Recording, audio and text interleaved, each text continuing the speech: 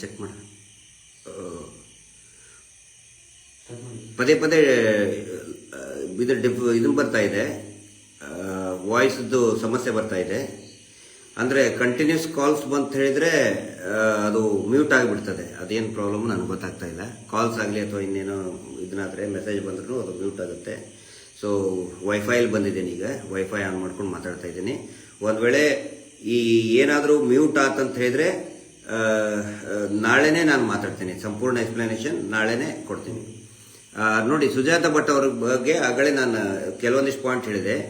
ಇನ್ನೊಂದೆಂತ ಅವರು ಹೇಳಿದ್ದು, ಇವರು ಪದೇ ಪದೇ ಕೇಳ್ತಾ ಇದ್ದಾರೆ, ಅವರು ಪ್ರತಿಯೊಂದಕ್ಕೂ ಹೇಳೋದು ಆಸ್ತಿದೇ ತರ್ತಾ ಇದ್ದಾರೆ, ನನ್ನ ಆಸ್ತಿ ಹೆಂಗೆ ಹೋಯ್ತು ಅಂತೇಳಿ. ಅದರಲ್ಲಿ ಕೇಳಿದ್ದಾರೆ ದುಡ್ಡು ಏನಾದರೂ ಕೊಟ್ರ ಅಂತೇಳಿ. ದುಡ್ಡು ಏನು ಕೊಟ್ಟಿಲ್ಲ. ಮತ್ತಿನ್ನೇನು ಷಡ್ಯಂತ್ರ ಬಂತಿದ್ದು? ದುಡ್ಡು ಏನಾದರೂ ಆಫರ್ ಮಾಡಿದ್ರ? ಇಲ್ಲ ಅಂತ ಹೇಳ್ತಾರೆ. ಇನ್ನು ಯಾವ ಷಡ್ಯಂತ್ರ ಇದು? ಅದನ್ನು ದಯವಿಟ್ಟು ಎಲ್ಲರೂ ನೋಟ್ ಮಾಡ್ಕೊಳ್ಳಿ. ಆನಂತರ ಅವ್ರು ಹೇಳ್ತಾರೆ, ಇಷ್ಟು ದೊಡ್ಡ ಪ್ರಪೋಗಂಡ ಆಗುತ್ತೆ ಅಂತ ನನಗೆ ಗೊತ್ತಿರಲಿಲ್ಲ ಅಂತ ಹೇಳ್ತಾರೆ. ಪ್ರಪೋಗಂಡ ಮಾಡಿದವ್ರು ಯಾರು? ನನಗೆ ಇಷ್ಟೊಂದು ಅವಮಾನ ಆಗ್ತಾ ಇದೆ, ಇಷ್ಟೊಂದು ನನ್ನ ಬಗ್ಗೆ ಅವಹೇಳನ ಅಪಪ್ರಚಾರ ಮಾಡ್ತಾ ಇದ್ದಾರೆ ಅಂತೇಳಿ. ಸುಜಾತ ಭಟ್ ಅವರವ್ರ ಬಗ್ಗೆ ಅಪಪ್ರಚಾರ ಮಾಡಿದವ್ರು ಯಾರು? ಅವಹೇಳನ ಮಾಡಿದವ್ರು ಯಾರು? ಇವರೇ ತಾನೇ ಬೇಕಂತ ಇದೇ ಸುವರ್ಣ ಚಾನಲ್, ಪವರ್ ಟಿವಿ, ಇವರೇ ತಾನೇ ಕಂಟಿನ್ಯೂಸ್ ಆಗಿ ಕೆಟ್ಟ ಮುದುಕಿ, ಕ್ಯಾರೆಕ್ಟರ್ಲೆಸ್ಸು, ಅದು ಇದು ಅಂತೆಲ್ಲ ಪ್ರಪೋಗಂಡ ಮಾಡಿದವ್ರು ಯಾರು? ಇವರೇ ತಾನೇ ಮಾಡಿದವರು. ಆ ಒಂದು ಪ್ರೆಷರ್ ಕ್ರಿಯೇಟ್ ಮಾಡಿ, ಅವ್ರದ್ದು ಪೂರ್ತಿ ವಿಚಲಿತ ಮಾಡಿ, ಮಾನಸಿಕವಾಗಿ ಕುಗ್ಗಿಸಿ, 60 ವರ್ಷಕ್ಕಿಂತ ದಾಟಿದಂತಹ ವಯಸ್ಕರ ಹೆಣ್ಮಗಳ್ರಿ ಅವಳು. ಕಂಟಿನ್ಯೂಸ್ ಆಗಿ ಸೋಷಿಯಲ್ ಮೀಡಿಯಾದಲ್ಲಂತರೂ ಕೆಟ್ಟದಾಗಿ ಬೈಯಕ್ಕೆ ಸ್ಟಾರ್ಟ್ ಮಾಡಿದ್ರು. ಅದನ್ನು ಅವ್ರು ಹೇಳಿದ್ದಾರೆ. ಅಂದರೆ ಫಸ್ಟು ಸುವರ್ಣ ಚಾನಲ್ನಲ್ಲಿ ಏನು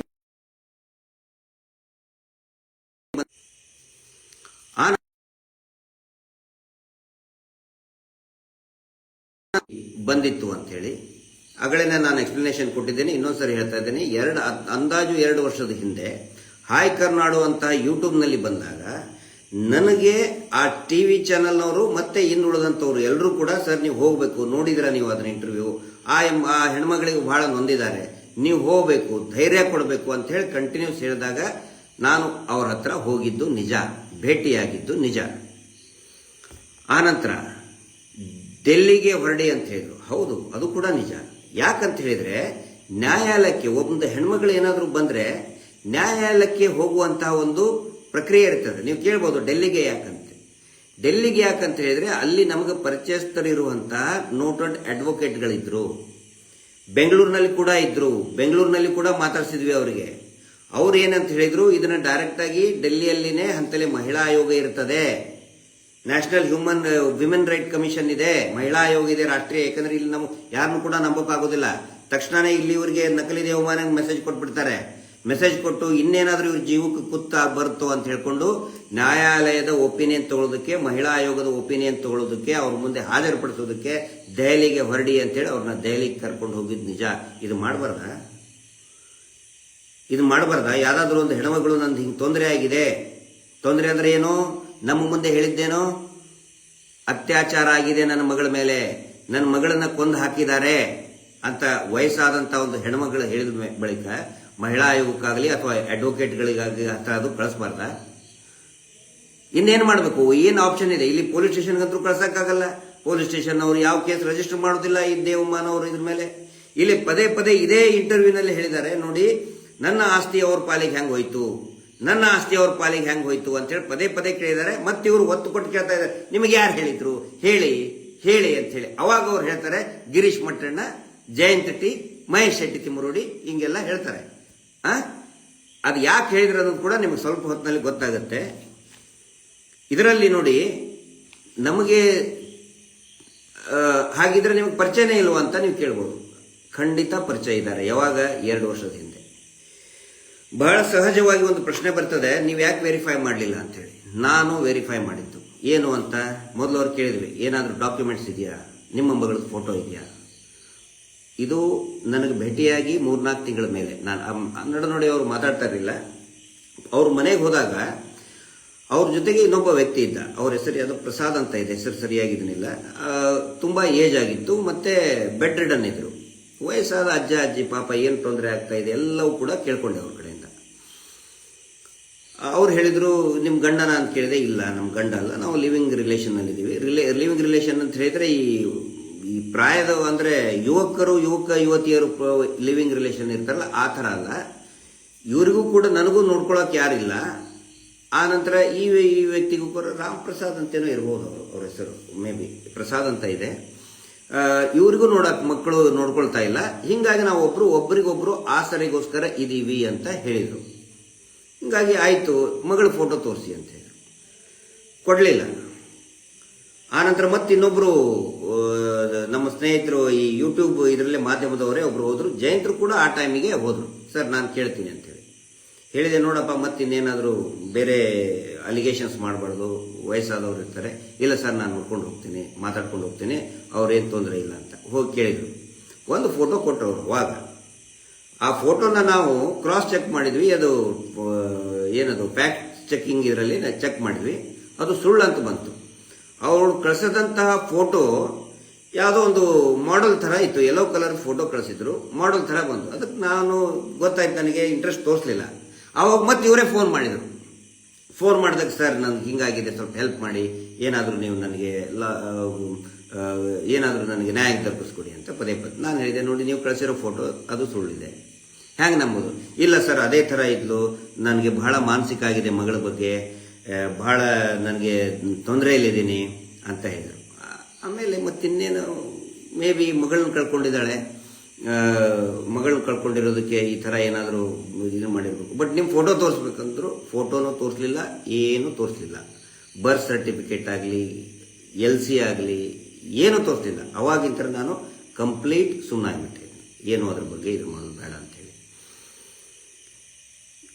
ಇಷ್ಟಾದ ಮೇಲೆ ಈಗ ಅವರು ಹೇಳ್ತಾರಲ್ಲ, ಈ ಏನು ಪ್ರಕ್ರಿಯೆ ನಡೀತು, ಅವಾಗಲೂ ಕೂಡ ಅವರು ಸರ್ ನಾನು ಹೇಳಿಕೆ ಕೊಡ್ತೀನಿ, ನಾನು ರೆಡಿ ಇದ್ದೀನಿ ಅಂತ ಹೇಳಿದ್ದಕ್ಕೇ ನಾನು ಹೇಳಿದೆ, ದಯವಿಟ್ಟು ನಾನು ಹೇಳ್ತಾ ಇದ್ದೀನಿ, ಯಾರಾದರೂ ಈ ಇನ್ವೆಸ್ಟಿಗೇಷನ್ ಮಾಡಿದರೆ, SIT ಅವರು ಇನ್ವೆಸ್ಟಿಗೇಷನ್ ಮಾಡ್ತಾರಲ್ಲ, ದಯವಿಟ್ಟು ನಮ್ಮ ಫೋನ್ ಕಾಲ್ಗಳನ್ನು ನೀವು ಚೆಕ್ ಮಾಡಿ.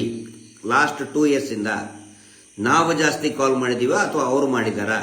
ನಾವಂತರೂ ಮಾಡೋಕ್ಕೆ, ಯಾಕಂತ ಹೇಳಿದ್ರೆ ಸ್ವಲ್ಪ ಡೌಟ್ ಬಂತು. ಯಾಕಂದರೆ ವಿನಾಕಾರಣ ಇನ್ನೇನಾದರೂ ಗೊಂದಲ ಆಗಬಾರ್ದು ಅಂತೇಳಿ ಕಂಟಿನ್ಯೂಸ್ ಆಗಿ ಕಾಲ್ ಮಾಡಿದ್ದಾರೆ. ಮಿಸ್ ಕಾಲ್ ಎಷ್ಟಿದೆ ನೋಡಿ, ಅವ್ರಲಿಂದ ರಿಸೀವಿಂಗ್ ನಾವು ಎಷ್ಟು ಸಾರಿ ಕಾಲ್ ರಿಸೀವಿಂಗ್ ಮಾಡಿದ್ದೀವಿ, ಅದೆಲ್ಲವೂ ಕೂಡ ತನಿಖೆ ಆಗಬೇಕು ಅಂತ ನಾನು ಬಯಸ್ತೀನಿ. ಬಯಲಾಗಬೇಕಲ್ಲ ಸತ್ಯ ಏನಿದೆ ಅಂತೇಳಿ, ಬಯಲಾಗಲೇಬೇಕು. ಒಂದು ವಯಸ್ಸಾದಂಥ ಹೆಣ್ಮಗಳು ನನಗೆ ನ್ಯಾಯ ಕೊಡಿಸಿ ಅಂಥೇಳಿ ಪದೇ ಪದೇ ಫೋನ್ ಮಾಡಿ ಮತ್ತಿನ್ನೇನು ಮಾಡೋಕ್ಕಾಗತ್ತೆ ನಾವು? ಅದಕ್ಕೆ ನಾನು ಹೇಳಿದ್ದು, ಅಡ್ವೊಕೇಟ್ ಹತ್ರ ಹೋಗಿ ಕಾನೂನಿನ ಕದ ತಟ್ಟಿ ಅಂತೇಳಿ ಸಜೆಷನ್ ಕೊಟ್ಟಿದ್ದೆ. ಅಷ್ಟು ಬಿಟ್ಟು ಬೇರೆ ಏನು ಕೂಡ ಮಾಡಿಲ್ಲ. ಈಗ ಈ ಪ್ರಕ್ರಿಯೆ ಎಲ್ಲ ನಡೆದ ಮೇಲೆ ಅವರು ಪೊಲೀಸ್ ಸ್ಟೇಷನ್ಗೆ ಹೋದ್ರು, SITಗೂ ಕೂಡ ಕಂಪ್ಲೇಂಟ್ ಕೊಟ್ಟರು, ಏನೇನು ಪ್ರಕ್ರಿಯೆ ನಡೆದು ಅವಾಗ ಹಂಗಿದ್ರೆ ನಮ್ಗೆ ಭೇಟಿ ಆಗಲಿಲ್ವಾ? ಖಂಡಿತ ಭೇಟಿಯಾಗಿದ್ದಾರೆ. ಯಾವಾಗಂತ ಹೇಳಿದರೆ, ಇಲ್ಲಿ ಮಹೇಶ್ ಶೆಟ್ಟಿ ತಿಮ್ಮರೋಡಿಯವರು ಮನೆಗೂ ಕೂಡ ಅವ್ರು ಬಂದರು, ಇಲ್ಲೇ ಇತ್ತು. ಅದನ್ನು ಕೆಲವೊಂದಿಷ್ಟು ಜನ ಮಾಧ್ಯಮದವರು ಕೂಡ ನೋಡಿದ್ದಾರೆ. ಯಾದಕ್ಕೆ ಬಂತ ಅಂತ ಹೇಳಿದ್ರೆ, ಈ ಅವ್ರದ್ದು ಸಿಕ್ಕಾಪಟ್ಟೆ ವೈರಲ್ ಆಗಕ್ಕೆ ಸ್ಟಾರ್ಟ್ ಮಾಡಿತ್ತು. ಸಾಕಷ್ಟು ಜನ ಚರ್ಚೆ ಮಾಡಕ್ಕೆ ಪ್ರಾರಂಭ ಮಾಡಿದ್ರು. ಆವಾಗ ಅವ್ರ ಮೇಲೆ ಅವ್ರು ಹೇಳಿದ್ರು, ನಮ್ಮ ಮನೆ ತನಕ ಎಲ್ಲ ರೌಡಿಗಳನ್ನು ಬಿಡ್ತಾ ಇದ್ದಾರೆ ಸರ್, ನನಗೆ ಅಲ್ಲಿ ಇರೋಕ್ಕಾಗಲ್ಲ, ನನಗೆ ರಕ್ಷಣೆ ಕೊಡಿ ಅಂತ ಹೇಳಿ. ರಕ್ಷಣೆ ಕೊಡಿ ಅಂತ ಬಂದರೆ ಮಹೇಶ್ ಶೆಟ್ಟಿ ತಿಮ್ಮರೋಡಿ ಅವರು ಯಾರಿಗೂ ಇಲ್ಲದಿಲ್ಲ. ರಕ್ಷಣೆ ಒಂದೇ ಅಲ್ಲ, ಅವ್ರದ್ದು ಊಟದ ವ್ಯವಸ್ಥೆ, ಉಳ್ಕೊಳ್ಳೋ ವ್ಯವಸ್ಥೆ ಎಲ್ಲವನ್ನು ಕೂಡ ಮಾಡಿದರು. ವಯಸ್ಸಾದ ಮಕ್ಕಳಿಲ್ಲ, ಏನಿಲ್ಲ. ಆ ಟೈಮಿಗೆ ಅವರಿಗೆ ಸಿಕ್ಕಾಪಟ್ಟೆ ಬೈಗಳು ಸ್ಟಾರ್ಟ್ ಆಗಿತ್ತು ಸೋಷಿಯಲ್ ಮೀಡಿಯಾದಲ್ಲಿ. ಈ ಸುವರ್ಣ ಚಾನಲ್, ಪವರ್ TV ಬಿಡ್ತಾ ಇಲ್ಲ, ಹೊಲ್ಸ್ ಬೈತಾ ಇದ್ದಾರೆ. ಒಬ್ಬ ವಯಸ್ಸಾದಂಥ ಹೆಣ್ಮಕ್ಳಿಗೆ ಅಥವಾ ಅಜ್ಜಿ ಯಾರಾದರೂ ಇರಲಿರಿ, ಏನಂತ ಬರ್ತದೆ? ನನಗೆ ರಕ್ಷಣೆ ಕೊಡಿ ಅಂದಾಗ ಮನೆ ಬಿಟ್ಟು ಹೊರಗಡೆ ಹೋಗು ಅಂತ ಹೇಳೋದಕ್ಕೆ ಯಾರಿಗಾದರೂ ಬರ್ತದ? ಒಂದು ಮಾನವೀಯತೆಯಿಂದ ಅವರಿಗೆ ಒಂದು ಆಶ್ರಯ ಕೊಟ್ಟಿದ್ದಿಷ್ಟೇ. ಅಡ್ವೊಕೇಟ್ ಮಂಜುನಾಥ್ ಕೂಡ ವಯಸ್ಸಾದಂಥ ಹೆಣ್ಮಗಳಿದ್ದಾರೆ, ನಾನು ಫೈಟ್ ಮಾಡ್ತೀನಿ ಸರ್ ಅಂತ ಹೇಳಿ ಪಾಪ ಅವರು ಮುಂದೆ ಬಂದಿದ್ದಾರೆ. ಎಲ್ಲರಲ್ಲೂ ಕೂಡ ಒಂದು ಕನ್ಸರ್ನ್ ಇದೆ, ಬಿಕಾಸ್ ಆಫ್ ಹರ್ ಏಜ್. ಮತ್ತು ಮಗಳನ್ನ ಕಳ್ಕೊಂಡಿದ್ದೀನಿ, ಮಗಳ ಅತ್ಯಾಚಾರ ಆಗಿದೆ ಅನ್ನೋ ಒಂದು ಕಾರಣಕ್ಕೆ ಪ್ರತಿಯೊಬ್ಬರು ಕೂಡ ಮಾನವೀಯತೆ ದೃಷ್ಟಿಯಿಂದ ಮಾತ್ರ ಅವ್ರ ಕಡೆ ಬಂದಿತ್ತು. ಇಷ್ಟು ಮಾಡಬಾರ್ದ? ಆ ನಂತರ ಒಂದೊಂದು ಹೇಳಿಕೆಗಳು ಬೇರೆ ಬೇರೆ ಚೇಂಜ್ ಆದವು. ನಾನು CBIದಲ್ಲಿ ಕೆಲಸ ಮಾಡಿದ್ದಿಲ್ಲ ಅಂತ ಹೇಳಿದರು. ಎಲ್ಲವೂ ಸ್ಟಾರ್ಟ್ ಆಯಿತು. ಈ ಸುವರ್ಣ ಚಾನಲ್ ಅಲ್ಲಿ ಕಂಟಿನ್ಯೂಸ್ ಆಗಿ ಟ್ರೋಲ್ ಮಾಡ್ತಾ ಇದ್ದಾರೆ, ಕೆಟ್ಟದಾಗ ಸುದ್ದಿ ಆಗ್ತಾ ಇದ್ದಾರೆ. ನನಗೆ ಹೇಳ್ತಾ ಇದ್ರು ನೀವು ರಿಯಾಕ್ಷನ್ ಕೊಡಿ, ರಿಪ್ಲೈ ಕೊಡಿ. ನಾನಂತ ಹೇಳಿದೆ, ನಾನು ಇದನ್ನಾದ ನಂತರ ಅದ್ರ ಬಗ್ಗೆ ನಾನು ತಲೆ ಕೆಡಿಸ್ಕೊಳ್ಳೋದು ಬಿಟ್ಬಿಟ್ಟಿದ್ದೀನಿ. ಬಟ್ ಸೀನಿಯರ್ ಒಬ್ಬ ಹೆಣ್ಮಗಳಿದ್ದಾಳೆ ಅಂತ ಹೇಳಿ ನಾನು ಖಂಡಿತ ಅಟೆಂಡ್ ಮಾಡಬಹುದು ಅಂತ ಇಷ್ಟ ಹೇಳಿದೆ. ಬಟ್ ನಾನು ವೆರಿಫೈ ಮಾಡಿಲ್ಲ ಅಂತ ಹೇಳಿದ್ರೆ ಡಾಕ್ಯುಮೆಂಟ್ಸ್ ಬಗ್ಗೆ ನಾನೇ ಹೆಂಗೆ ಹೇಳಿ, ನಾನು ಯಾರು ಮಾತಾಡೋದಕ್ಕೆ. ಸೊ ಅದಕ್ಕೆ ಆಯ್ತು ಬಿಡು ಅಂತ ಹೇಳ್ಕೊಂಡು ಕಂಟಿನ್ಯೂಸ್ ಆಗಿ ಟ್ರೋಲ್ ಮಾಡ್ತಾ ಇದ್ದಾರೆ, ಬೈತಾ ಇದ್ದಾರೆ. ಏನಾದ್ರೂ ಇದನ್ನ ಒಂದು ತೀರ್ಮಾನಕ್ಕೆ ಬರಲೇಬೇಕಿದು. ನಿಜಾನ ಸುಳ್ಳ, ಇವ್ರು ಹೇಳ್ತಾ ಇರೋದು ನಿಜಾನ ಸುಳ್ಳ ಅಂತ ಹೇಳ್ಕೊಂಡು ಅವರು ನಾನು ಕರೆದೆ, ಅವರಿಗೆ ಕರೆದೆ, ಅಮ್ಮ ನಿಜ ಹೇಳಿ, ಇದೇ ಮಾತು ಹೇಳ್ತಾ ಇದ್ದೇನೆ, ಒಂದೇ ಒಂದು ವರ್ಡ್ ಕೂಡ ಚೇಂಜ್ ಇಲ್ಲ ನಾನು ಮಾತಾಡಿದ್ರಲ್ಲಿ. ಅಮ್ಮ ನಿಜ ಹೇಳಿ, ನೀವು ದೊಡ್ಡವರು, ತಾಯಿ ಸಮಾನ, ನನ್ನನ್ನು ನಿನ್ನ ಮಗನ ಥರ ನೋಡು, ತಿಳ್ಕೊಳ್ಳಿ. ಅನ್ನನ್ನೇ ತಿಳ್ಕೊಂಡಿದ್ದಾಳಲ್ಲ, ಅವಳಕ್ಕಿಂತ ಒಂದು 3-4 ವರ್ಷ ಮುಂಚೆ ಹುಟ್ಟಿದವನು ನಾನು, ನಿನ್ನ ಹಿರಿಯ ಮಗ ಅಂತ ತಿಳ್ಕೊಂಡು ನನ್ನ ಮುಂದೆ ಸುಳ್ಳು ಹೇಳಬೇಡಿ. ಫೋಟೋ ಇದೆಯಾ? ಫೋಟೋ ಇದ್ರೆ ದಯವಿಟ್ಟು ಅದನ್ನ ಮೀಡಿಯಾಗೆ ಬಿಡಬೇಡಿ, ತೋರಿಸಿ, ವೆರಿಫೈ ಮಾಡೋಣ ಅಂತ. ಸುಖ ಸುಮ್ಮನೆ ಬಿಡಬೇಡಿ ಅಂತ ನಾನು ಹೇಳಿದೆ. ಏನು ನಿಜ ಇದೆ ಅದನ್ನು ಹೇಳಿ ಅಂತ. ಅವಾಗ ಒನ್ಸ್ ಅಗೇನ್ ಹೇಳಿದರು ಅವರು, ಅಳ್ತಾ ಹೇಳಿದರು, ಸರ್ ನನ್ನನ್ನು ಹರ್ಷೇಂದ್ರ ಹಾಳು ಮಾಡಿದ್ದಾನೆ. ಆಸ್ತಿ ವಿಚಾರಕ್ಕೋಸ್ಕರ ಹರ್ಷೇಂದ್ರ ಪೂರ್ತಿ ನನ್ನ ಬೆತ್ತಲೆ ಮಾಡಿ, ನನ್ನ ಉಪಯೋಗಿಸ್ಕೊಂಡು ಹೊಡೆದು, ನನ್ನ ದೇಹದ ಮೇಲೆ ಒಂದೇ ಒಂದು ಬಟ್ಟೆ ಇಲ್ದಂಗೆ ಹೊಡೆದು ಬಿಸಾಕಿದ್ರು ಸರ್. ನಾನು ತಪ್ಪಿಸ್ಕೊಂಡು ಯಾರೋ ಒಬ್ಬ ಪುಣ್ಯಾತ್ಮನನ್ನು ಕರ್ಕೊಂಡು ಹೋಗಿ ಅಡ್ಮಿಟ್ ಮಾಡಿದ್ರು. ಅಡ್ಮಿಟ್ ಆದಾಗ ನಾನು ಅಗಡಿ ಆಸ್ಪತ್ರೆ ವಿಲ್ಸನ್ ಗಾರ್ಡ್ನಲ್ಲಿ ಅಡ್ಮಿಟ್ ಆಗಿದ್ದೆ. ಜೀವ ಉಳಿಸ್ಕೊಂಡು ಓಡಿ ಬಂದಿದ್ದೀನಿ ಸರ್ ನಾನು ಅಂತ ಹೇಳಿ ಅಳ್ತಾ ಬಿಕ್ಕಿ ಬಿಕ್ಕಿ ಅಳ್ತಾ ಹೇಳಿದ್ಲು. ಇದು ನಾನು ನಂಬಬಹುದಾ? ಇಂಥ ಸ್ಟೋರಿ ಬಹಳ ಹೇಳಿದ್ದೀರಾ, ನಂಬಬಹುದಮ್ಮ? ಎದುರುಗಡೆ ಮಂಜುನಾಥ ಸ್ವಾಮಿ ಮಹೇಶ್ ಶೆಟ್ಟಿ ಇದರಲ್ಲಿ ಇದೆ. ಮಂಜುನಾಥ ಸ್ವಾಮಿ ಇದನ್ನು ಮತ್ತೆ ಚಾಮುಂಡೇಶ್ವರಿದು ಒಂದು ವಿಗ್ರಹ ಇದೆ. ಅದನ್ನು ಹೇಳಿ, ಅದನ್ನು ತೋರಿಸಿ ಹೇಳಿದ್ಲು, ಚಾಮುಂಡೇಶ್ವರಿ ಆಣೆಗೂ ನಿಜ, ಮಂಜುನಾಥ ಸ್ವಾಮಿ ಆಣೆಗೂ ನಿಜ, ನಾನು ಇಲ್ಲಿ ಮಾನ ಮರ್ಯಾದೆ ನನ್ನ ಹಾಳು ಮಾಡಿದ್ದಾರೆ, ಕೆಡಿಸಿದ್ದಾರೆ ಸರ್, ಅದು ನಿಜ. ಟಿವಿನಲ್ಲಿ ನಾನು ಹೆಂಗೆ ಹೇಳ್ಕೊಳ್ಳಿ ಸರ್ ಇದನ್ನೆಲ್ಲ? ನಾನು ಬೆತ್ತಲೆಯಾಗಿ ಬಿದ್ದಿದ್ದೆ ಅಂತ ನಾನು ಹೆಂಗೆ ಹೇಳ್ಕೊಳ್ಳಿ ಸರ್ ಇದನ್ನೆಲ್ಲ? ನನ್ನ ಕಡೆ ಹೇಳ್ಕೊಳಕ್ಕಾಗ್ತಾ ಇಲ್ಲ. ಆನಂತರ ಈ ಮಾತು ಯಾರೇ ಕೇಳಿದ್ರು ಕೂಡ, ನೀನು ಸುಳ್ಳು ಹೇಳ್ತಾ ಇದ್ದೆ, ಹೊರಗಡೆ ಹೋಗು ಅಂತ ಹೇಳಿದ್ರೆ ಹೆಂಗೆ, ಯಾವ ಧೈರ್ಯದ ಮೇಲೆ ಕಳ್ಸೋಣ? ಆಮೇಲೆ ಅವ್ರಿಗೆ ಜಾಸ್ತಿನೂ ಕೂಡ ನಾವು ಮಾತಾಡೋಂಗಿಲ್ಲ. ಮನೆಯಲ್ಲಿ ವಯಸ್ಸಾದಂತಹ ಅಜ್ಜ ಅಜ್ಜಿ ಅವ್ರನ್ನ ನೋಡಿದ್ದವ್ರಿಗೆ ಗೊತ್ತಾಗುತ್ತೆ. ಮಕ್ಕಳ ಥರ ಆಡ್ತಾರೆ ಅವರು. ಜಾಸ್ತಿ ಕೇಳಿದ್ರೆ ಅಳಕ್ ಸ್ಟಾರ್ಟ್ ಮಾಡ್ತಾರೆ. ನನಗೆ ಯಾಕೆ ಕೇಳ್ತೀರಾ ಅಂತ ಕೇಳ್ತಾರೆ, ಬೈತಾರೆ. ಅದನ್ನೆಲ್ಲ ನಾವು ಬಯಸ್ಕೊಂಡಿದ್ದೀವಿ ಅವ್ರ ಕಡೆಯಿಂದ. ಸುಮಾರು ಜನಕ್ಕೆ ಅನಿಸ್ಬೋದು, ಇದು ಹುಚ್ಚಿ ಹಿಡಿದಿದೆ. ನಾನು ಹಂಗನ್ನಲ್ಲ, ಬೈಯಲ್ಲ ಅವ್ರಿಗೆ, ಟೀಕೆ ಮಾಡಲ್ಲ. ದಯವಿಟ್ಟು ಯಾರು ಟೀಕೆ ಮಾಡಬೇಡಿ. ಪ್ರತಿ ಸರಿ ಅವ್ರು ಹಂಗೆ ಹೇಳ್ತಾರೆ. ಏನಾದ್ರು ಜಾಸ್ತಿ ಕೇಳಿದ್ರೆ ಸರ್ಟಿಫಿಕೇಟ್ ತೊಗೊಂಬನ್ನಿ, ನಿಮ್ಮ ಮಗಳದು LC ಯಾವ ಸ್ಕೂಲಲ್ಲಿ ಹೋದ್ರೆ ಅಳಕ್ ಸ್ಟಾರ್ಟ್ ಮಾಡ್ತಾರೆ. ನೀವ್ಯಾರು ಕೇಳಕ್ ನನ್ನ ಮಗಳ ಬಗ್ಗೆ ಕೇಳಕ್ಕಂತೇಳಿ. ಅಂತ ಪರಿಸ್ಥಿತಿಯಲ್ಲಿ ಹೊರಗಡೆ ಕಾಯ್ತಾ ಇದ್ದಾರೆ ಅವ್ರನ್ನ. ಈ ನಕಲಿ ದೇವಮಾನವನ ಗ್ಯಾಂಗ್ ಕಾಯ್ತಾ ಇದೆ.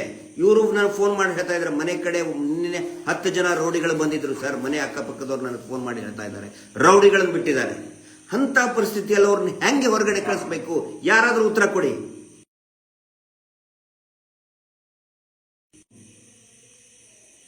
ಅದಕ್ಕೆ ಆಯ್ತು, ಇರುವಷ್ಟು ದಿನ ಇರಲಿ ಅಂತ ಹೇಳ್ಕೊಂಡು ಮತ್ತೆ ಅವ್ರು ಫೋಟೋ ರಿಲೀಸ್ ಮಾಡಿದ್ರೆ, ಫೋಟೋ ರಿಲೀಸ್ ಮಾಡಕ್ ನಾವಾಗ್ಲಿ ಅಡ್ವೊಕೇಟ್ ಆಗಲಿ ಸಜೆಸ್ಟ್ ಮಾಡಿಲ್ಲ, ಅವರಾಗ್ಲೇನೆ ರಿಲೀಸ್ ಮಾಡ್ತೀವಿ ಅಂದಿದ್ದಕ್ಕೆ ಮಂಜುನಾಥ್ ಅವ್ರು ಆಯ್ತಪ್ಪ ನೀವೇ ತೋರಿಸ್ರಿ, ನಾವ್ ಯಾಕೆ ರಿಲೀಸ್ ಮಾಡೋಣ. ಆಮೇಲೆ ಮತ್ತೆ ಅದಕ್ಕೆ ಇನ್ನೇನೇನೋ ಸ್ಟಾರ್ಟ್ ಆಯ್ತು. ಹಿಂಗಾಗಿ ನಾವು ಸೈಲೆಂಟ್ ಆಗಿಬಿಟ್ವಿ.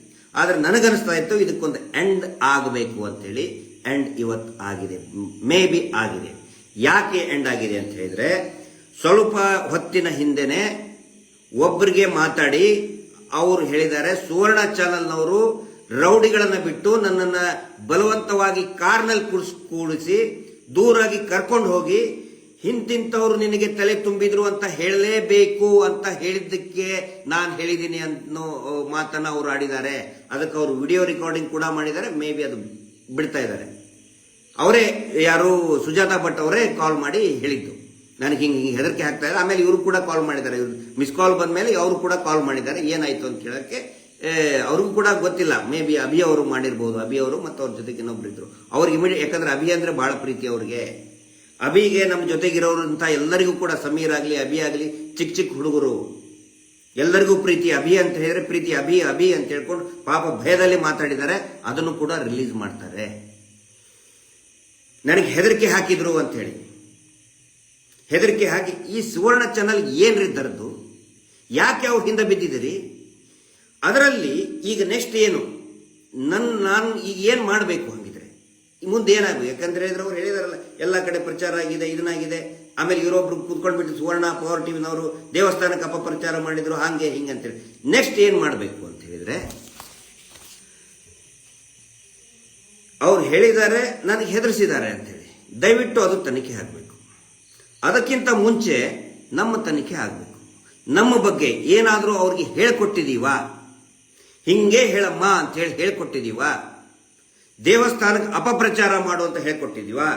ಅಥವಾ ಅನನ್ಯ ಭಟ್ ಬಗ್ಗೆ ಏನಾದರೂ ಹಿಂಗೆ ನೀನು ಮಾಡು ಅಂತ ಹೇಳ್ಕೊಟ್ಟಿದೀವಾ? ದಯವಿಟ್ಟು ಅವರದು ನ್ಯಾರ್ಕೋ ಅನಾಲಿಸಿಸ್ ಒಂದು ವೇಳೆ, ಯಾಕಂದ್ರೆ ಏಜ್ ಆಗಿದೆ, ಏಜ್ ಆದವ್ರು ನ್ಯಾರ್ಕೋ ಅನಾಲಿಸಿಸ್ ಮಾಡೋದು ಬಹಳ ಕಷ್ಟ. ಒಂದು ವೇಳೆ ಸಾಧ್ಯ ಇತ್ತಂತ ಹೇಳಿದ್ರೆ ದಯವಿಟ್ಟು ನ್ಯಾರ್ಕೋ ಅನಾಲಿಸಿಸ್ ಮಾಡಿ. ಅಥವಾ SIT ಕಚೇರಿಯಲ್ಲಿ ನಮ್ಮನ್ನು ಮತ್ತು ಆ ಹಿರಿಯ ಮಹಿಳೆಯರನ್ನ, ಸುಜಾತ ಭಟ್ ಅವ್ರನ್ನ ಮುಖಾಮುಖಿ ಕೂಡಿಸ್ಲಿ, ವಿಡಿಯೋ ರೆಕಾರ್ಡಿಂಗ್ ಮಾಡ್ಕೊಳ್ಳಿ, ಪ್ರತಿಯೊಂದನ್ನು ಕೂಡ ತನಿಖೆ ಮೂಲಕನೇ ಬಹಿರಂಗಪಡಿಸಲಿ. ಮೀಡಿಯಾ ಟ್ರಯಲ್ ಬೇಡ ಇಲ್ಲಿ. ಆ ನಂತರ ಇದೇ ಸುವರ್ಣ ವಿಡಿಯೋದಲ್ಲಿ ಪದೇ ಪದೇ ಹೇಳಿದ್ದಾರೆ ನನ್ನ ಆಸ್ತಿ ಅವ್ರಿಗೆ ಹೆಂಗೆ ಹೋಯ್ತು, ಇಲ್ಲಿ ಯಾರಿಗೆ ಹೋಯ್ತು, ಯಾಕೆ ಹೋಯ್ತು, ಇವರ ಅನುಮತಿ ಇಲ್ಲದೆ ಅವ್ರಿಗೆ ಆಸ್ತಿ ಹೆಂಗೆ ಟ್ರಾನ್ಸ್ಫರ್ ಆಯಿತು, ಯಾರು ಹೆದರಿಕೆ ಕೊಟ್ಟಂತವ್ರು, ಅದು ಕೂಡ ತನಿಖೆ ಆಗಬೇಕು, ಬಹಿರಂಗ ಆಗಲೇಬೇಕು. ನಾವು ಯಾಕೆ ಸುಮ್ಮನೆ ಇದ್ವಿ ಅಂತ ಹೇಳಿದ್ರೆ ಮಾತಾಡ್ಲಿ ಇವರು ಮಾತಾಡ್ಲಿ, ಸುಮ್ಮನೆ ಇದ್ವಿ ನಾವು. ಈಗ ಅದು ಸತ್ಯ ಹೊರಗಡೆ ಬರುವಂತ ಕಾಲ ಬಂದಿದೆ. ಬೇಕಲ್ಲ, ಇವ್ರದ್ದು ಸಹಿ ಇಲ್ದೇನೆ ಪರಿಕದಲ್ಲಿರುವಂತಹ ಇವರ ಪಿತ್ರಾರ್ಜಿತ ಆಸ್ತಿ ಇದೇ ವೀರೇಂದ್ರ ಜೈನ್ ಹೆಸರಿನಲ್ಲಿದೆ. ಅಂದ್ರೆ ಇವರು ಅಲ್ಲಿ ಒಂದೇನೋ ದೊಡ್ಡದು ರಿಸಾರ್ಟ್ ಮಾಡ್ಕೊಂಡಿದ್ದಾರೆ. ನಮ್ಮ ರಿಸಾರ್ಟ್ ಹುಡ್ಕೊಳ್ತಿರಲ್ಲಪ್ಪ, ಈ ರಿಸಾರ್ಟ್ ಹೆಂಗ್ ಬಂತು ಅಂತ ಹುಡುಕ್ರಿ, ಮೊದಲು ರಿಸಾರ್ಟ್ ಆಗಿದೆ. ಆ ನಂತರ ಇವರು ಟ್ರ್ಯಾಕ್ ಏನಾದರೂ ಇರಲಿ, ಹಿಂದೆ ಇವರು ಎಲ್ಲಾದ್ರೂ ಕೆಲಸ ಮಾಡಿರಲಿ, ಅನನ್ಯ ಬಗ್ಗೆ ಏನಾದರೂ ಇರಲಿ, ಎಲ್ಲಾದ್ರೂ ಕಲ್ತಿರಲಿ, ಇವರ ಮೇಲೆ ಅತ್ಯಾಚಾರ ಆಗಿದೆಯಾ ಇಲ್ಲ ಕನ್ಫರ್ಮ್ ಮಾಡ್ಕೊಳ್ಳಿ ಮೊದಲು. ಈ ಮಾತು ಯಾಕೆ ಹೇಳ್ತಾ ಇದ್ದೀನಿ ಅಂತ ಹೇಳಿದ್ರೆ, ಯಾವುದೇ ಒಂದು ಹೆಣ್ಣುಮಗಳು ತನ್ನ ಮೇಲೆ ಆದಂತಹ ಅವಮಾನವನ್ನ, ಅತ್ಯಾಚಾರ ಅನ್ನೋದೊಂದು ಭೀಕರವಾದಂತಹ ಅಪಮಾನ ಹೆಣ್ಣಿಗೆ ಅಂತ ತಿಳ್ಕೊತಾರೆ. ನಿಜವಾಗ್ಲೂ ಹೆಣ್ಣಿಗೆ ಅಪಮಾನ ಅಲ್ಲ, ಮಾಡಿದವನಿಗೆ ಅಪಮಾನ. ಅದು ಮಾಡಿದ್ದು ನಿಜನ ಇಲ್ಲ, ಅದ್ರ ಬಗ್ಗೆ ಇನ್ವೆಸ್ಟಿಗೇಷನ್ ಆಗಬೇಕು. ಇದುವರೆಗೂ ಕೂಡ ಈ ಸುಜಾತ ಭಟ್ ಅವರು ದೂರನ್ನ ಕೊಟ್ಟಿದ್ದು ಇಬ್ಬರ ಮೇಲೆ, ಈ ಧರ್ಮಾಧಿಕಾರಿ ಮತ್ತು ಅವರ ತಮ್ಮ ಹರ್ಷೇಂದ್ರ ಜೈನ್ ಮೇಲೆ. ಅವರಿಬ್ಬರನ್ನು ಕರೆಸೇ ಇಲ್ಲ. ಈಗ ಬರೀ ನಮಗೆ ಅರ್ಧ ಅಂತ ಹೇಳಿದ್ರೆ, ಇನ್ನು ಅರ್ಧ ಸತ್ಯ ಗೊತ್ತಾಗಬೇಕು ಅಂತ ಹೇಳಿದ್ರೆ, ಆರೋಪಿತ ಸ್ಥಾನದಲ್ಲಿರೋರ್ನ, ಅವರು ಯಾರು ಆರೋಪಿತರಂತ ಹೇಳ್ತಾ ಇದ್ದಾರೆ, ಅವ್ರನ್ನ ಕರಿಬೇಕು ಮೊದಲು. ಇದುವರೆಗೂ ಅವ್ರನ್ನ ಕರೆದಿಲ್ಲ. ಅವ್ರ ಜೊತೆಗೆ ಈ ವಿಷಯದ ಬಗ್ಗೆ ಯಾವುದೇ ಟಿವಿ ಚಾನಲ್ ಮಾತಾಡಲಿಲ್ಲ, ಯಾವುದೇ ಸೋಷಿಯಲ್ ಮೀಡಿಯಾ ಪ್ಲಾಟ್ಫಾರ್ಮ್ದವ್ರು ಮಾತಾಡಲಿಲ್ಲ, ಯಾರು ಮಾತಾಡಲಿಲ್ಲ. ಬರೀ 60 ವಯಸ್ಸು ದಾಟಿದಂತ ಅಜ್ಜಿ ಹಿಂದೆ ಎಲ್ಲರೂ ಬಿದ್ದುಬಿಟ್ಟಿದ್ದಾರೆ. ಸೋಷಿಯಲ್ ಮೀಡಿಯಾದಲ್ಲಿ ಬಿಟ್ಟಿದ್ದಾರೆ, ಟಿವಿ ಚಾನಲ್ ಒಂದೇ ಹೆದರ್ಸ್ತಾ ಇದ್ದಾರೆ. ಆರೋಪಿತ ಸ್ಥಾನದವರು ಇದುವರೆಗೂ ಯಾರು ಕೇಳಲಿಲ್ಲ, ಪೊಲೀಸ್ ಸ್ಟೇಷನ್ಗೂ ಕರೆಸಲಿಲ್ಲ, SIT ಅವರು ಕರೆಸಲಿಲ್ಲ. ಸತ್ಯ ಹೆಂಗ ಗೊತ್ತಾಗಬೇಕು ಸ್ವಾಮಿ? ನಮ್ಮ ಬಗ್ಗೆ ಹೇಳ್ತಿರಲ್ಲ, ನಾವು ಕತೆ ಕಟ್ಟಿದ್ವಿ. ಬುರುಡೆ ಗ್ಯಾಂಗ್, ಲೋಫರ್ ಅಜಿತ್ ಜೈನ್, ನಿನ್ಗೆ ಅಪ್ಪ ಅಮ್ಮ ಇದಾರೆ ಇಲ್ಲೋ ನೋಡ್ಕೊ ನೀನು. ಆ ಇನ್ನೊಂದು ಹೆಣ್ಮಗಳು ಕೇಳ್ತಾ ಇದ್ದಾರೆ, ಅವ್ರಿಗಾದ್ರೂ ಅಪ್ಪ ಅಮ್ಮ ಇದಾರೋ, ಅಜ್ಜ ಅಜ್ಜಿ ಇದಾರೋ ಇಲ್ಲ ಅಂತ ಗೊತ್ತಿಲ್ಲ. ಕೆಟ್ಟದಾಗ ಟ್ರೋಲ್ ಮಾಡ್ಕೊಂಡು ಬಂದ್ರಿ. ಅವ್ರು ಹೇಳ್ತಾ ಇದಾರಲ್ಲ, ಇಷ್ಟೊಂದು ಅಪಮಾನ ಆಗ್ತಾ ಇದ್ದೀರಿ, ಅಪಪ್ರಚಾರ ಆಗ್ತದೆ ನನಗೆ ಗೊತ್ತಿದ್ದಿದ್ದಿಲ್ಲ. ಹೌದ್ರಿ, ಕಂಟಿನ್ಯೂಸ್ ಆಗಿ ಟ್ರೋಲ್ ಮಾಡ್ತೀರಾ, ಕಂಟಿನ್ಯೂಸ್ ಆಗಿ ಬೈತೀರಾ, ಕ್ಯಾರೆಕ್ಟರ್ಲೆಸ್ ಅಂತೀರಾ, ಹೊಲ್ಸೊಸ್ ಬೈತೀರಾ ಅವ್ರಿಗೆ, ಮತ್ ಮಾನಸಿಕವಾಗಿ ಕುಗ್ಗದೆ ಇನ್ನೇನ್ ಮಾಡ್ತಾರೆ?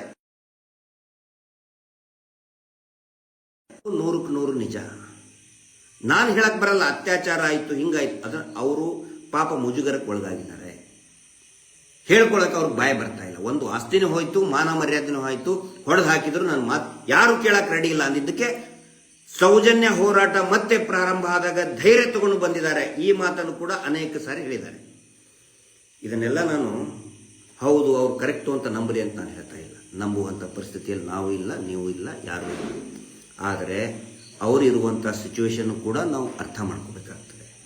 ವಯಸ್ಸಾದಂಥವ್ರು ಯಾವ್ಯಾವ ಟೈಪು, ನಮ್ಮ ಮನೆಯಲ್ಲೇ ನನಗೆ ಬೇಜಾರಾಗ್ತಿತ್ತು. ಆಮೇಲೆ ನಾವು ಇದನ್ನು ಮಾಡ್ತಾ ಇದ್ವಿ ನೋಡಿ. ಈ ಎಕ್ಸ್ಪೀರಿಯನ್ಸ್ ಎಲ್ರಿಗೂ ಆಗಿರ್ತದೆ. ಅಜ್ಜ ಅಜ್ಜಿ ಇದ್ದಂಥವ್ರು ತಂದೆ ತಾಯಿ ವಯಸ್ಸಾದ ಮೇಲೆ ಮಗುವಿನ ಥರ ಬಿಹೇವ್ ಮಾಡ್ತಾರೆ.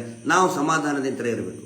ನನಗೂ ಇವತ್ತಿಗೂ ಕೂಡ ಒಂದು ದುಃಖ ಕಾಡ್ತದೆ. ಅಪ್ಪ ಇದ್ದಾಗ ಒಂದೊಂದು ಸರಿ ನಾನು ಸಿಟ್ಟಲ್ಲಿ ಮಾತಾಡ್ಬಿಟ್ಟೆ ಅಂತೇಳಿ. ಹಂಗಾಗ್ತದೆ.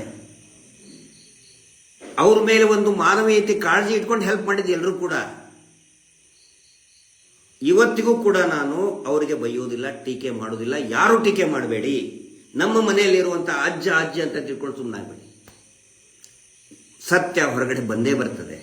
ಯಾಕಂತ ಹೇಳಿದ್ರೆ, ಯಾಕೆ ಬಂದೇ ಬರುತ್ತೆ ಅಂತ ಹೇಳಿದ್ರೆ, ನಾನು ಕ್ರಾಸ್ ವೆರಿಫೈ ಯಾಕೆ ಡಿಫೆಂಡ್ ಮಾಡ್ಕೋತೀನಿ ಅಂತ ಹೇಳಿದ್ರೆ, ಕ್ರಾಸ್ ವೆರಿಫೈ ಮಾಡ್ಬೇಕಾದ್ರೆ 2 ವಿಷಯ ನನಗೆ ಗೊತ್ತಾಗಿತ್ತು. ಏನು ಅಂತ ಹೇಳಿದ್ರೆ, ಇವರು ಇಲ್ಲೇ ಪರಿಕದವರು, ಉಡುಪಿ ಹತ್ತಿರ ಪರಿಕದವರು, ಅದು ನನಗೆ ಹೇಳಿದ್ರು, ಅದು ಕನ್ಫರ್ಮ್ ಮಾಡಿದ್ರು. ಇವರ ತಂದೆ ಗುರುರಾಜ್ ಉಪಾಧ್ಯಾಯ ಅಂತ ಹೇಳಿ ದೊಡ್ಡ ಹೆಸರಿದೆ, ಗೌರವಿತ ಹೆಸರಿದೆ. ಅವ್ರದ್ದು ಆಸ್ತಿ ಇತ್ತು. ಆ ನಂತರ ಆಸ್ತಿ ಇದೇ ಧರ್ಮಸ್ಥಳದ ನಕಲಿ ದೇವಮಾನವನಿಗೆ ಟ್ರಾನ್ಸ್ಫರ್ ಆಗಿದೆ. ಬಹಳ ಮುಖ್ಯವಾಗಿ ನಾವು ಗಮನಿಸಬೇಕಾಗಿರೋದು, ಇವರ ಅನುಮತಿ ಇಲ್ಲದೇ ಟ್ರಾನ್ಸ್ಫರ್ ಆಯಿತು. ಯಾವಾಗ ಇದು ವಿಷಯ ಗೊತ್ತಾಯಿತು, ಅವಾಗ ಹೌದು ದೇರ್ ಇಸ್ ಸಮಥಿಂಗ್. ಅದನ್ನು ಇನ್ವೆಸ್ಟಿಗೇಷನ್ ಮಾಡೋದು ನಾನಲ್ಲ, ಸೌಜನ್ಯ ಹೋರಾಟಗಾರರಾಗಲಿ, ಜಯಂತ್ ಟಿ ಅವರಾಗಲಿ, ಮಂಜುನಾಥ್ ಅಡ್ವೊಕೇಟ್ ಆಗಲಿ, ಮಹೇಶ್ ಶೆಟ್ಟಿ ತಿಮ್ರೋಡ್ ಅವರಾಗಲಿ ಅಲ್ಲ. ಇನ್ವೆಸ್ಟಿಗೇಟಿಂಗ್ ಏಜೆನ್ಸಿ ಅಂತ ಇದೆ. ಅದಕ್ಕೆ ಪೊಲೀಸ್ ಇರ್ಬೋದು, SIT ಇರ್ಬೋದು, ಯಾರಾದರೂ ಇರ್ಬೋದು. ಅವ್ರು ಇನ್ವೆಸ್ಟಿಗೇಟ್ ಮಾಡಿ ಮೊದಲು ಹೆಂಗೆ ಟ್ರಾನ್ಸ್ಫರ್ ಆಯಿತು. ಅದನ್ನ ಇಡೀ ಆಸ್ತಿ ಪೂರ್ತಿ ಇಡೀ ಗಂಟು ಹೋಗ್ಬಿಟ್ಟಿದೆ. ಹೆಂಗ್ ಹೋಯ್ತು? ಇವರ ಭಾವ, ಇವರ ಸಂಬಂಧಿಕರು, ಅವ್ರ ಬಗ್ಗೆ ನನಗೆ ಗೊತ್ತಿಲ್ಲ, ನಾನು ಮಾತಾಡಬಾರ್ದು. ಅದು ಅವರು ಇಂಟರ್ನಲ್ ಮ್ಯಾಟ್ರು, ಫ್ಯಾಮಿಲಿ ಮ್ಯಾಟ್ರ್, ನಾನು ಮಾತಾಡಕ್ ಹೋಗಲ್ಲ. ಬಟ್ ಏನೇ ಇದ್ರು ಕೂಡ ಇವರಿಗೆ ಒಂದು ಪೊಸೆಸಿವ್ನೆಸ್ ಇದೆ. ನನ್ನ ಅಪ್ಪ, ನನ್ನ ಅಜ್ಜಂದಿರ ಆಸ್ತಿ ನನ್ನ ಕೇಳದೆ, ನನ್ನ ಸಹಿ ಇಲ್ಲದೆ ಇವರು ಮಾಡಿಸ್ಕೊಂಡಿದ್ದಾರೆ. ಹೆಂಗೆ ಮಾಡಿಸ್ಕೊಂಡ್ರು? ಪ್ರತಿ ಸಾರಿನೂ ಕೂಡ ದೆಹಲಿಗೆ ಹೋಗ್ಬೇಕಾದ್ರೂ ಕೂಡ ನಡು ರಸ್ತೆಯಲ್ಲಿ ನಿಂತ್ಕೊಂಡು ಹತ್ತಿದ್ದಾರೆ. ನ್ಯಾಯ ಸಿಗಬೇಕು ಸರ್. ಸೌಜನ್ಯಗಳಿಂದ ನಾನು ದೆಹಲಿಗೆ ಬರುವಂಗಾಯ್ತು, ನನ್ನ ಧ್ವನಿ ಹೇಳುವಂಗಾಯ್ತು, ಇಲ್ಲಿ ನ್ಯಾಯಾಲಯದಲ್ಲಿ ಹೇಳುವಂಗಾಯ್ತು, ಇಲ್ಲಿ ಬರುವಂಗಾಯ್ತು. ಪ್ರತಿ ಶಬ್ದದಲ್ಲಿ ಅವ್ರದ್ದು ಒಂದು ನೋವಿದೆ. ನೀವು ಟೀಕೆ ಮಾಡಿ, ನಾನು ಮಾತ್ರ ಸುಜಾತ ಭಟ್ಗೆ ಏನಾದರೂ ಅನ್ಲಿ, ನಾನು ಮಾತ್ರ ಅವ್ರು ಏನೋ ಒಂದು ಅಜ್ಜ ಅಜ್ಜಿ ಸುಳ್ಳು ಹೇಳಿದಾರ, ಅನನ್ಯ ಭಟ್ ಬಗ್ಗೆ ಹೇಳಿದಾರ, ಅದು ಕೂಡ ಗೊತ್ತಿದೆ ನನಗೆ. ಅದನ್ನು ಈಗ ರಿವೀಲ್ ಮಾಡಲ್ಲ. I know everything. ಟೀಕೆ ಏನನ್ನು ಬೈತಾ ಇದಾರಲ್ಲ, ಮಗಳು ಏನು ಇದ್ಲ ಇಲ್ಲ, ಎಲ್ಲಿದ್ರು, ಇಲ್ಲಿ ಎಜುಕೇಶನ್ ಹೆಂಗಾಯ್ತು, ಯಾರು ಮಾಡಿಸಿದ್ರು, ಅನೇಕ ರಹಸ್ಯಗಳು ಗಿರೀಶ್ ಮಟ್ಟಣ್ಣವ್ರಿಗೆ ಗೊತ್ತಿದೆ. ನಾನು ಹೇಳೋದ್ರಿಂದ ಅವರಿಗೆ ಅವಮಾನ ಆಗುತ್ತೆ. ಅದು ಕೂಡ ಬಹಳ ಇಂಪಾರ್ಟೆಂಟು. ಇವ್ರೇನು ಬಂದ್ರಲ್ಲ ಸುವರ್ಣದವರು, ಅವ್ರಿಗೆ ಬರೀ ಸುಜಾತ ಭಟ್ ಒಂದು ಸುದ್ದಿ. ಸುಜಾತ ಭಟ್ ನನಗೆ ಬರೀ ಸುದ್ದಿ ಅಲ್ಲ. ಕೋಟಿ ಜನ ವಿರೋಧ ಮಾಡಿ ನನ್ನ ಮಾತಿಗೆ, I stand with my words. ಕೋಟಿ ಜನ ಟೀಕೆ ಮಾಡಿ, ಅಸಹಾಯಕರ ಜೊತೆಗೆ ನಿಂತ್ಕೊಳ್ಳೋದೇ ಸೌಜನ್ಯ ಹೋರಾಟಗಾರರ ಪ್ರಥಮ ಕರ್ತವ್ಯ. ಅಸಹಾಯಕರಿದ್ದಾರೆ, ಬೈರಿ ಈ ಮಾತಿಗೆ ನನಗೆ. ಇಷ್ಟೆಲ್ಲ ಅಂದ್ರು ಯಾಕ್ರಿ ಅವಳು ನಂಬ್ತೀರಿ? ಎಲ್ಲೋ ಒಂದು ಕಡೆ ಸತ್ಯ ಇದೆ.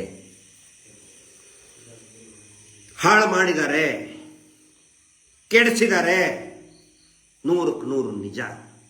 ಅದನ್ನ ಜನರ ಮುಂದೆ ತೆರೆದಿಡೋ ಕೆಲಸ ಗಿರೀಶ್ ಮಟ್ಟಣ್ಣವ್ರದ್ದು ಅಲ್ಲ. ಅದು ಕಂಪ್ಲೇಂಟ್ ಕೊಟ್ಟಿದ್ದಾರಲ್ಲ, ಆರೋಪಿತರಿದಾರಲ್ಲ, ನನ್ನ ಮುಂದೆ ಹೇಳಿದ್ದಾರೆ. ಹರ್ಷೇಂದ್ರ ಜೈನ್ ನನ್ನ ಬೆತ್ತಲೆ ಹಿಂಗೆ ತೋರಿಸಿದ್ರು. ಅವ್ರು ಹಿಂಗೆ ಬಟ್ಟೆ ಹಿಡ್ಕೊಂಡು ತೋರಿಸಿದ್ರು. ಒಂದು ತುಂಡು ಬಟ್ಟೆ ಇಲ್ಲದೆ ನಾನು ಹೊಡೆದು ಹಾಕಿದ ಸರ್. ಒಂದು ತುಂಡು ಬಟ್ಟೆ ಇಲ್ಲದೆ ಹೆಂಗೆ ಹೇಳ್ಕೊಳ್ಳಿ ನಾನು? ಅದರ ಸಲುವಾಗಿ ಒಂದು ಮಾನವೀಯತೆ ದೃಷ್ಟಿಯಿಂದ ಅವ್ರ ಜೊತೆಗೆ ನಿಂತ್ಕೊಂಡಿತ್ತು. ಅರ್ಧ ಸತ್ಯ ಅರ್ಧ ಸುಳ್ಳು ಗೊತ್ತಾಗಿದೆ. ಇನ್ನು ಅರ್ಧ ಸತ್ಯ ಗೊತ್ತಾಗಬೇಕು ಅಂತ ಹೇಳಿದ್ರೆ, ಆರೋಪಿತ ಸ್ಥಾನದಲ್ಲಿರೋರು ದೇವಸ್ಥಾನದ ಹೆಸರು ಹೇಳಿಕೊಂಡು 100 ಆಸ್ತಿಗಳನ್ನು ಕಬಳಿಸಿದಾರಲ್ಲ, ಅವ್ರನ್ನ ಸಮನ್ ಮಾಡಬೇಕು, ಅವ್ರನ್ನ ವಿಚಾರಣೆ ಮಾಡಿದಾಗ ಮಾತ್ರ ಗೊತ್ತಾಗುತ್ತೆ. ನಾನು ಎಲ್ರಿಗೂ ಒಂದು ಮಾತು ಹೇಳಕ್ಕೆ ಇಷ್ಟಪಡ್ತಾ ಇದ್ದೀನಿ. ಕೊನೆಯದಾಗಿ, ಈ ಹೋರಾಟ ಇದೆಯಲ್ಲ, ಇದು ನಕಲಿ ದೇವಮಾನವ ಕುಟುಂಬದ ವಿರುದ್ಧ ಅಂತ ಅದರ ಅರ್ಥ ಸುಳ್ಳು ಪ್ರಚಾರದ ವಿರುದ್ಧ ಮಾಡ್ತಾ ಇರುವಂತಹ ಹೋರಾಟ. ನಾವು ಈಗ ಹೋರಾಟ ಮಾಡ್ತಾ ಇರೋದು, ಹೊಡೆದಾಡ್ತಾ ಇರೋದು, ಯುದ್ಧ ಮಾಡ್ತಾ ಇರೋದು ಸುಳ್ಳು ಪ್ರಚಾರದ ವಿರುದ್ಧ, ಅಪಪ್ರಚಾರದ ವಿರುದ್ಧ. ಅದಕ್ಕೆ ನಾವು ರೆಡಿ ಇದ್ದೀವಿ. ಎಷ್ಟೇ ಅಪಪ್ರಚಾರ ಮಾಡಿದ್ರು ನಾವು ಏನು ಹೇಳಬೇಕು ಅದನ್ನು ಹೇಳ್ತೀವಿ. ನಂಬ್ರಿ ಅಂತ ನಾನು ಹೇಳಲ್ಲ. ಏನು ನಡೆದಿದೆ ಅದನ್ನು ಹೇಳ್ತಾ ಇದ್ದೀನಿ. ನಂಬೋದು ಬಿಡೋದು ನಿಮಗೆ ಬಿಟ್ಟಿದ್ದು. ಅಥೆಂಟಿಕ್ ಆಗಿ ಹೇಳೋದು SIT ಅವ್ರು ಮಾಡಬೇಕು. ದಯವಿಟ್ಟು ನಮ್ಮನ್ನು ಕೂಡ ಕರೆಸಿ. ಹೆಂಗೆ ಭೇಟಿಯಾದ್ರು, ಹೆಂಗೆ ಭೇಟಿಯಾದ್ರು, ಯಾಕೆ ಅವ್ರಿಗೆ ನಾವು ಹೆಲ್ಪ್ ಮಾಡೋಕೆ ಹೋದ್ವಿ, ಪ್ರತಿಯೊಂದು ಕೂಡ ಬಯಲಾಗಲಿ. ನ್ಯಾರ್ಕೋ ಅನಾಲಿಸಿಸ್ ಮಾಡಿಸ್ತೀರಾ? ಖಂಡಿತ ಮಾಡಿಸಿ. ಲೈವಲ್ಲಿ ಮಾಡಿಸಿ. ನಾನು ಲೈವಲ್ಲಿ ಮಾಡಿಸಿ ನ್ಯಾರ್ಕೋ ಅನಾಲಿಸಿಸ್. ಆ 4 ಜನ ರೇಪಿಸ್ಟ್ಗಳು ಏನೋ ನಾರ್ಕೋ ಅನಾಲಿಸಿಸ್ ಮಾಡಿಸಿದ್ವಿ ಅಂತೇಳಿ ಇನ್ನೂ ಮಟ್ಟ ವರದಿನೇ ಕೊಟ್ಟಿಲ್ಲ. ಹಂಗಲ್ಲ, ಲೈವ್ ಅಲ್ಲಿ ನಂದು ನಾರ್ಕೋ ಅನಾಲಿಸಿಸ್ ಮಾಡಿ ಅಕಸ್ಮಾತ್ ಮೆಡಿಕಲ್ ಪ್ರೊವೈಡ್ ಮಾಡಿದರೆ, ಮೆಡಿಕಲ್ ಪರ್ಮಿಷನ್ ಇತ್ತಂತ ಹೇಳಿದ್ರೆ ಆ ಸುಜಾತ ಭಟ್ ಅವ್ರದ್ದು ಮಾಡಿಸಿ.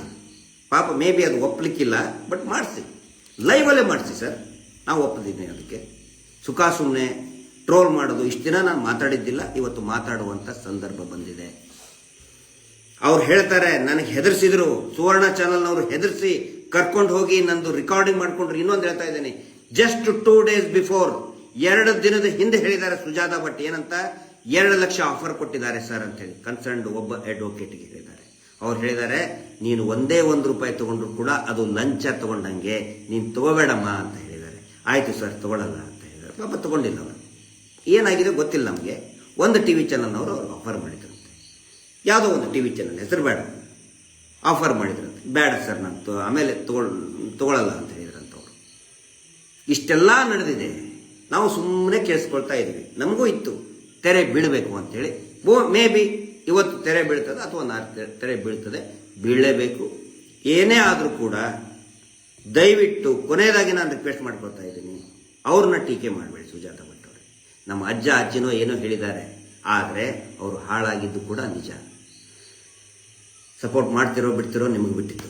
ಬಟ್ ತನಿಖೆಗೆ ಮಾತ್ರ ನಮ್ಮನ್ನು ಹೆಂಗೆ ಕರೆಸ್ತಿರೋ, ಆರೋಪಿತ ಸ್ಥಾನದಲ್ಲಿದ್ದವ್ರು ಕರೆಸಿದರೆ ಮಾತ್ರ ಇದು ಹೊರಗಡೆ ಬಿಡ್ತದೆ ನಿಜ. ಇಲ್ಲ ಅಂದರೆ ಸುಖ ಸುಮ್ಮನೆ ಟ್ರೋಲ್ ಮಾಡ್ತಾ ಮತ್ತು ಸುಳ್ಳುಗಳನ್ನು, ಇದು ಸುಳ್ಳಿನ ಸಾಮ್ರಾಜ್ಯ ಆಗಿದೆ. ನಾವು ಹೋರಾಡ್ತಾ ಇರೋದು ನಕಲಿ ದೇವಮಾನವನ ವಿರುದ್ಧ ಹೋರಾಡೋದು ಅಂತ ಹೇಳಿದ್ರೆ ಸುಳ್ಳು ಅಪಪ್ರಚಾರದ ವಿರುದ್ಧ ಹೋರಾಟ ಮಾಡ್ದಂಗೆ ನಾವು ರೆಡಿ ಇದ್ದೀವಿ. ಏನಾದರೂ ಅನ್ಕೊಳ್ಳಿ. ಗುಡ್ ನೈಟ್, ನಮಸ್ತೆ. Justice for Soujanya.